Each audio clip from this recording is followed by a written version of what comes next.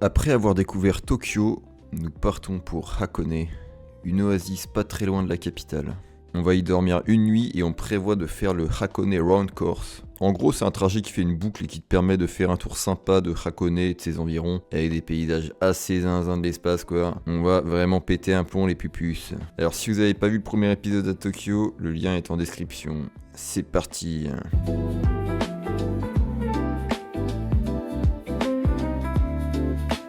Donc là on prend le train pour aller à Hakone. Pendant ce temps j'ai un petit peu de temps, je bosse sur mes petits business et tout. Je suis un mec très busy, j'ai pas le temps, j'optimise. Tac tac tac. Vous pouvez acheter ma formation en description, je rappelle. Donc là on arrive à Hakone, alors c'est très montagneux avec des petites rivières et tout, très sympa. Alors faut savoir que Hakone c'est assez spécial quand même parce que c'est comme s'il y avait différentes petites villes très espacées, un peu comme des checkpoints qui formaient un tout en fait, une ville à Hakone. Et en fait faut prendre différents bus, différents trains pour naviguer entre ces petites villes dans Hakone. Cherchons le 7-Eleven, le 7-11.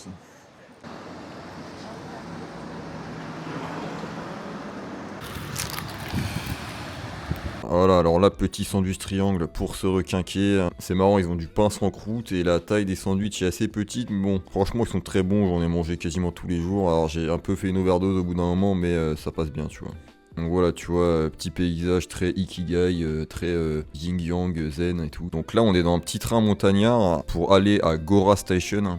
On peut voir d'ailleurs des petites pubs pour aller en vacances en Suisse. Voilà, donc les Japonais, c'est un peu des vendeurs de Suisse. Je pensais pas trouver ça là, tu vois, mais ça montre que la Suisse a un petit soft power quand même, tu vois.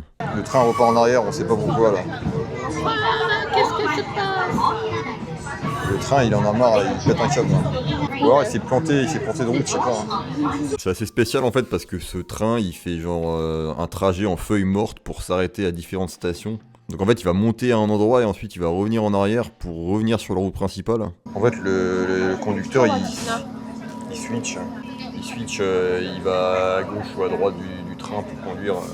Et à chaque station presque les mecs ils changent de voie. C'est pas en France que tu verrais ça tu vois. Le mec chaque fois il critique la France. Donc là on est enfin à Gora, on fait une petite pause avant de continuer et de prendre un autre train.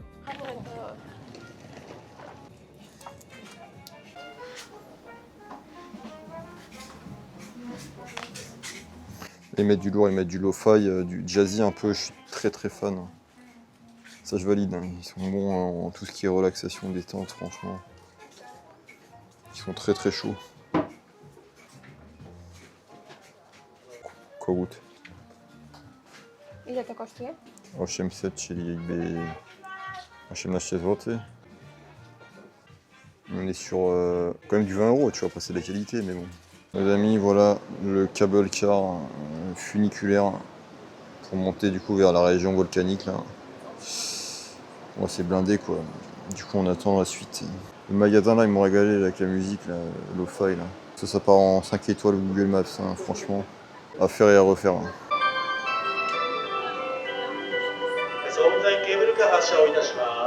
C'est marrant parce qu'ils ont plein de jingles dans les magasins ou dans les gares, hein, on dirait tu sais les musiques de Squid Game un peu enfantines.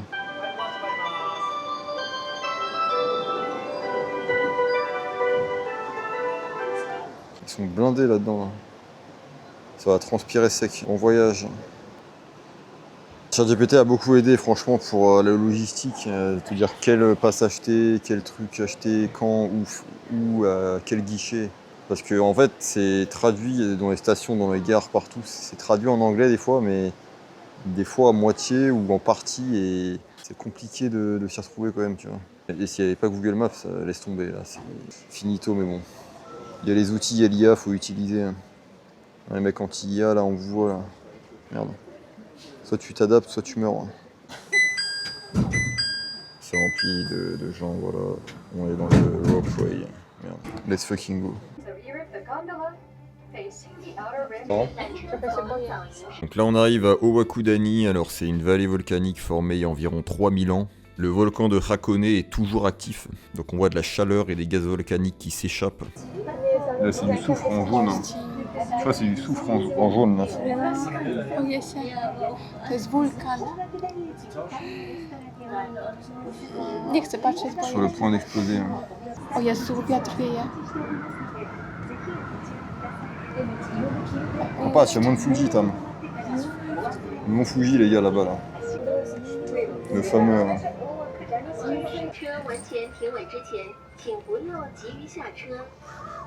Il y a énormément de vent, de malade. Ma casquette a failli s'envoler, j'ai failli la perdre. On sent le soufre. Hein. Voici le Black Egg. Apparemment, si t'en manges un, tu peux vivre jusqu'à environ 7 ans de plus. C'est une légende ici. Hein. Ils font des œufs noirs ici, bouillis à l'eau de volcan. Du coup, la coquille devient noire à cause de ça, tu vois. Et là-bas, t'as le mont Fuji. Hein. C'est ça, les Black Eye. En fait, au moins, le merchandising japonais, il est mignon, tu vois. Putain, ça va bizarre. Hein. Les vrais œufs, hein. Ils sont petits, hein. Alors comme un bon golem, j'ai acheté les œufs noirs à Owakudani, les œufs volcaniques, donc là je vous fais une petite dégustation. Il n'y a pas d'odeur spéciale, hein. C'est un œuf de caille. Dlaczego nie lubisz?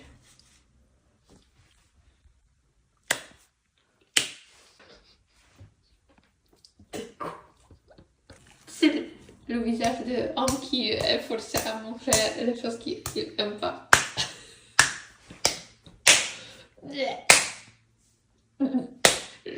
J'ai jamais pourrais manger cette merde. Ouais, ça va, mais c'est plus la coquille. Dobra, c'est un peu from 1 to 10. Par rapport à un œuf normal, hein. Franchement, 6 sur 10. Voici le mont Fuji, les amis, le fameux. La chance qu'il est beau parce que sinon tu le vois pas tout le temps, quoi. Je confirme, il est beau, hein, il est beau. Vous pouvez venir visiter, il est beau, je confirme. Hein. Je l'ai vu avant vous, hein. Et vous allez faire quoi là? C'est des petites fontaines comme ça pour te laver les mains, c'est de l'eau chaude là. Après il y a une zone où on peut pas aller, qui ferme parfois parce que t'as des dangers de gaz volcanique qui s'échappent et tout, quoi, tu vois. Nous aussi sur la descente, là on va Tagedai, il me semble, un truc comme ça.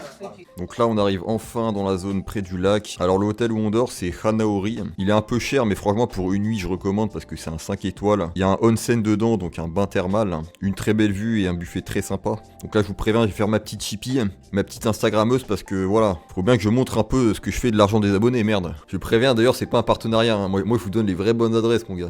Buffet à volonté. On se fait plaisir. Beaucoup de choses à goûter et c'est pas fini. Mini ośmiornica. Wiem co jeść, nie wiem co jeść najpierw. On a un coin un peu merdique, mais ça va. Moi, Tim, on va manger ce bébé truc là, octopus. Il faut le tremper dans le bail jaune là.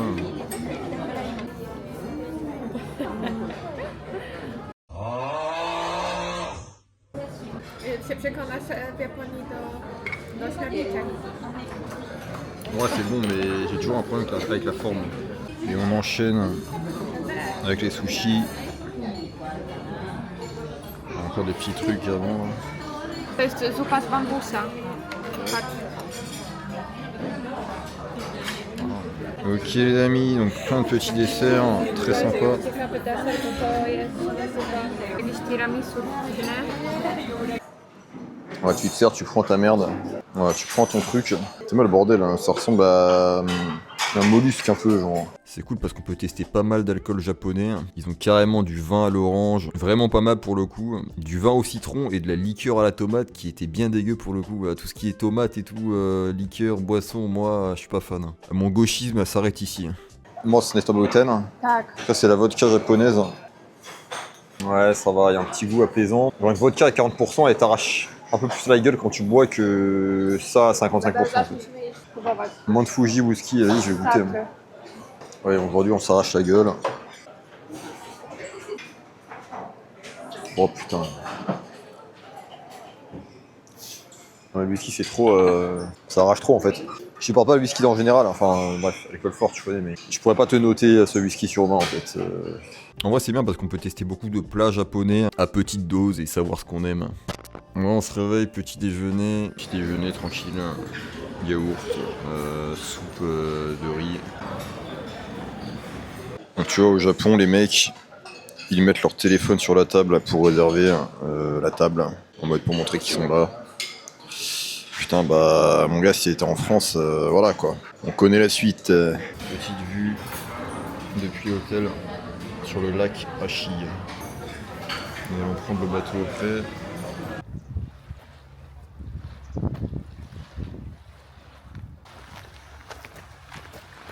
Alors un truc à faire à Hakone, c'est bien sûr la croisière en bateau qui te permet de continuer la boucle et de traverser le lac. Si tu fais pas ça, tu brises la boucle et voilà, t'as tout raté mec. Ne brise surtout pas la boucle mon gars. Attends, je pas que je fasse tomber ma merde là.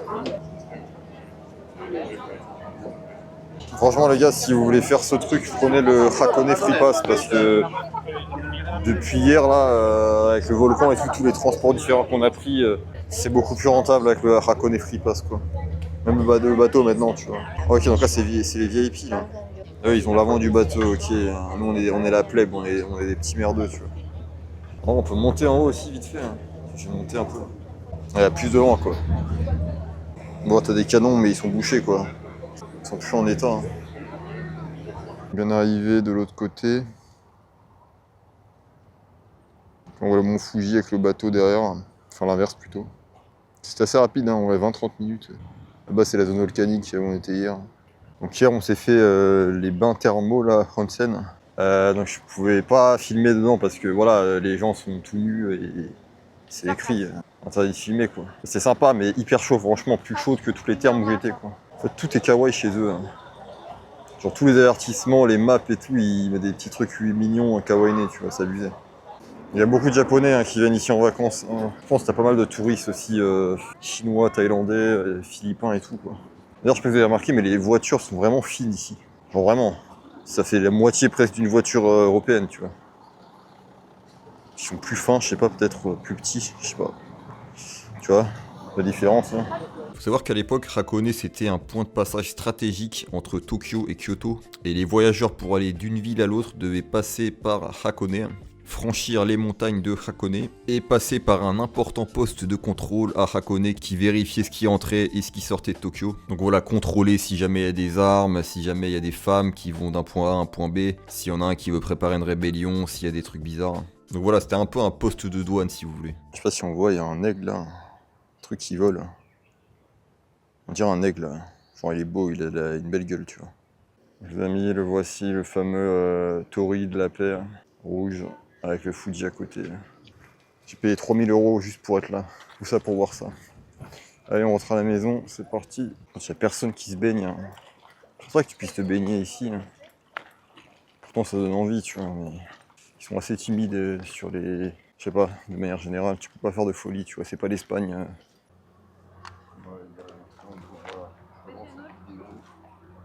Bon les gars, je disais, oui, j'ai catch les 3 trucs en même temps là. J'ai tout catch. Le bateau, le Mont Fuji et le Torii de la paix là. Ça vaut 500 € ça. Personne n'a eu cette idée avant moi. Là, ça part aux enchères la vidéo là.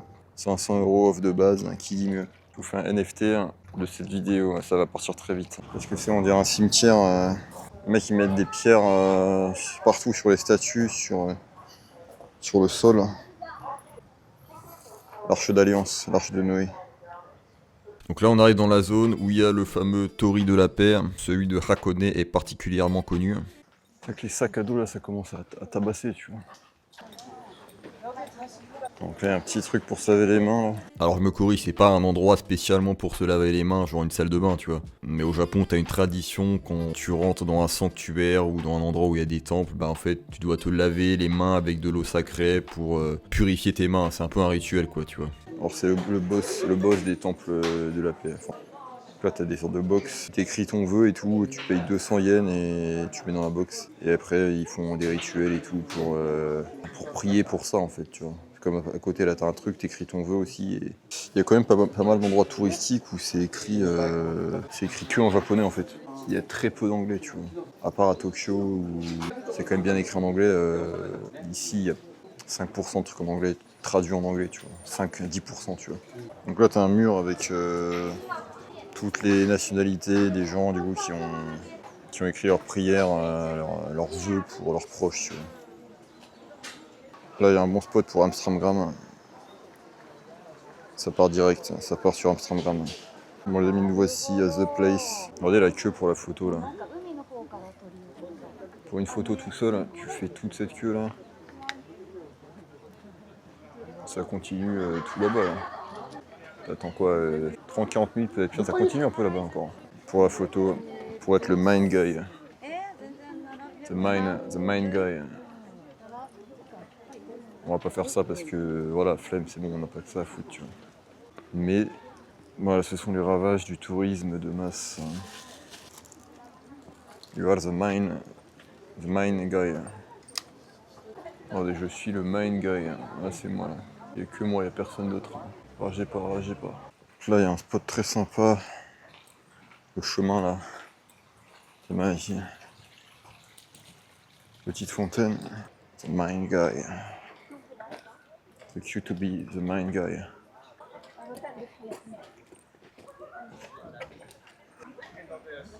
Hay que estar 10 minutos antes, en 2 minutos la podemos ver. This is the trip of my life, bro. To be the primitive one, guy. Donc voilà, là on a quasiment fini notre boucle et on revient en bus à Odawara pour pouvoir prendre ensuite le Shinkansen et aller à Kyoto, messieurs dames. Alors là vous pouvez remarquer directement qu'au Japon ils roulent à gauche, donc ils ont le volant à droite. C'est un truc que j'avais zappé, je pensais qu'il y avait ça que au Royaume-Uni. Voilà, sinon les routes sont assez propres et tout, rien à dire. La boucle est bouclée. Ça trace cette merde. C'est plus rapide que le TGV je crois quand même. La Gaji et choc barre de la vitesse du bordel. T'as pas ça en France, hein. C'est pas le TER français, hein. C'est pas les trains de merde en France, quoi. Putain, mais t'imagines en France, t'as un mec qui serait là, il te pousserait sur les rails, gros. C'est des malades. Alors en ce qui concerne les trains au Japon, c'est très bien organisé, ils arrivent à l'heure. Et avant même que le train arrive, tu sais exactement à quel endroit tu dois attendre. Tu sais que ton wagon numéro 12, comme ici, il va arriver à ces endroits-là. Voilà, pas de prise de tête, tout est carré. Tu vois, c'est une petite relation sans prise de tête, tu vois. Ça va? Tu veux nash?